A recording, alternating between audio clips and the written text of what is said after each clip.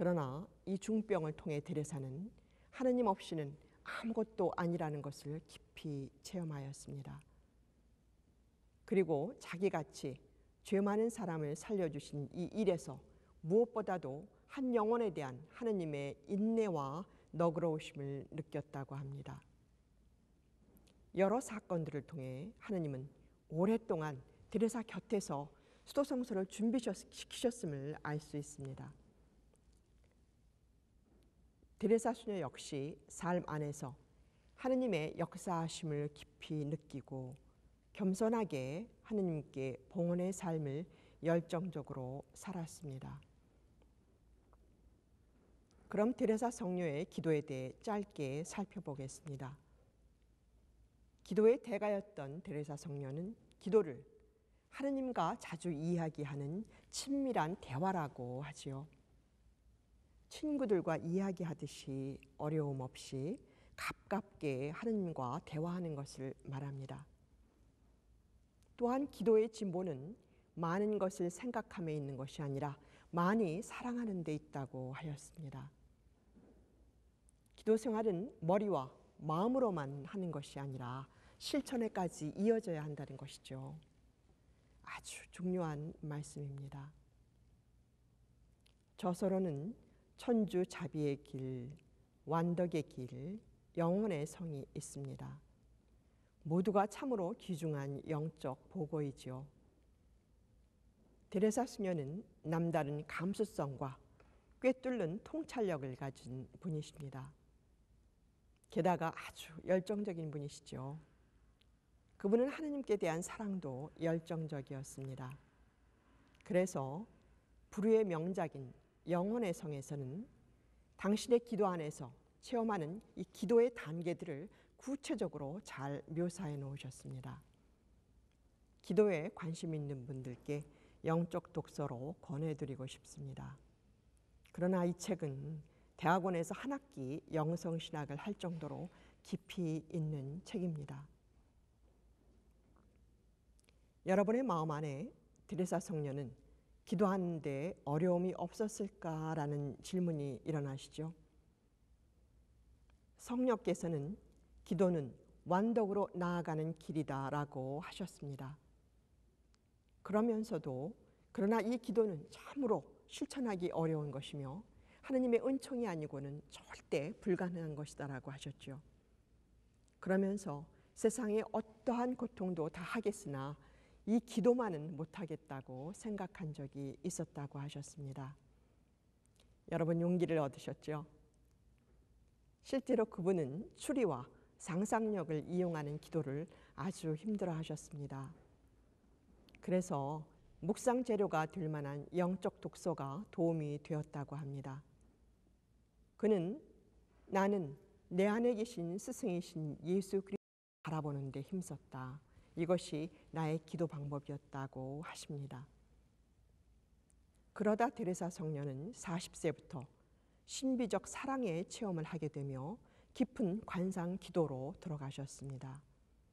참으로 기도의 대가, 권위자가 되셨습니다. 그럼 오랜 병상에서는 어떻게 사셨을까요? 데레사 수녀는 병석에서 여러 가지 덕이 꽃피었다고 합니다. 첫째는 기도 생활이었습니다. 큰 은총이었죠.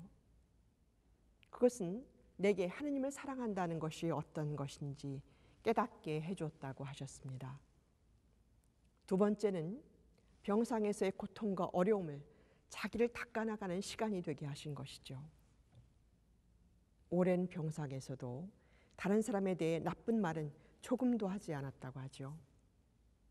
이것은 큰 닦음의 삶입니다. 그래서 데레사 수녀가 있는 곳에서는 그 자리에 없는 사람의 명예가 상처 입을 염려가 없었답니다.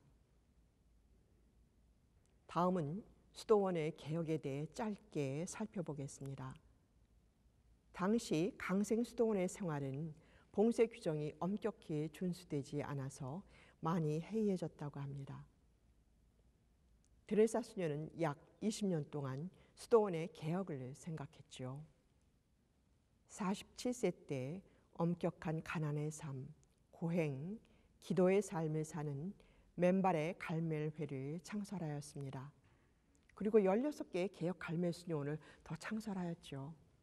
이때 남자 갈멜회의 개혁을 도와주었고 십자가의 성 요한과 서로 도움을 주고받았습니다. 테레사 수녀는 1582년 67세 때 주님, 저는 성교의 딸입니다 라는 고백과 함께 그리던 하느님께로 돌아가셨습니다. 그리고 40년 후인 1622년 성인 품에 오르셨습니다. 1970년 교회는 여성으로서는 처음으로 교회 학자란 칭호를 테레사 성녀에게 내렸습니다. 끝으로 테레사 성녀의 삶과 영성으로부터 오늘 우리는 무엇을 배울 수 있을까요? 테레사 성녀는 인간이 하나님 없이는 아무것도 아니라는 것, 모든 것이 그분으로부터 온다는 것을 굳게 믿고 체험하신 분입니다. 그래서 테레사 성녀께서는 기도 안에서 한 생을 아주 열정적으로 하나님 사랑에만 집중하신 분이시죠. 또한 그분의 삶은 빈틈없는 실천과 사랑이 함께하는 삶이었습니다. 그럼 어떻게 그렇게 하셨을까요? 테레사 성녀를 잘 파악할 수 있는 한 구절이 있습니다. 성덕이 비범한 것에 있는 것이 아니라 평범한 일을 비범하게 잘하는 데 있다는 말씀입니다. 거룩한 덕이 특별한 것에 있는 것이 아니라 평범한 일들을 성실히 잘하는 데 있다는 것이죠. 이는 참으로 진리의 말씀이고 얼마나 우리의 일상을 꿰뚫는 말씀인지요. 정말 일상의 평범한 삶을 비범하게 살도록 노력해야 하겠습니다. 다음 달에는 마르티노 성인에 대해 알아보겠습니다. 감사합니다.